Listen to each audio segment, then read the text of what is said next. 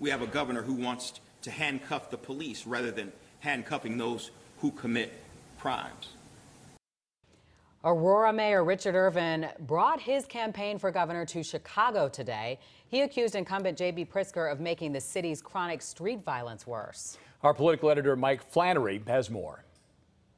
Standing with Chicago's John Catanzara and other leaders of the Fraternal Order of Police Union, Richard Irvin vowed to repeal controversial criminal justice reforms approved by Governor Pritzker, and in any future changes to give officers a voice. A voice that was not given to them, under JB Pritzker when he signed the crime bill, which he calls the Safety Act, which is an unsafety act.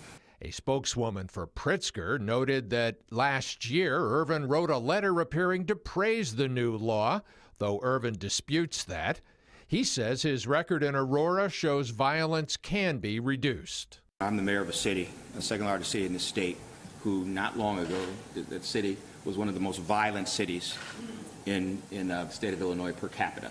One of the most violent, with over 30 murders a year. Now make Aurora one of the safest large cities in America. Irvin cites categories of crime that have declined since he became mayor in 2017. Irvin's rivals in the Republican primary, though, point to increases since 2019. Violent crime up 38%.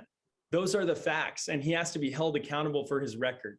Another Republican rival challenged a central narrative of Irvin's tough on crime campaign, claiming Irvin was less than tough before he finally asked Pritzker to send the National Guard to Aurora in the wake of trouble after the killing of George Floyd.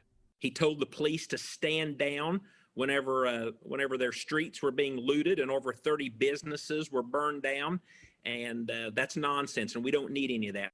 It's not just Richard Irvin and other Republicans who talk about crime as the #1 issue. Polling indicates that's how voters feel as well.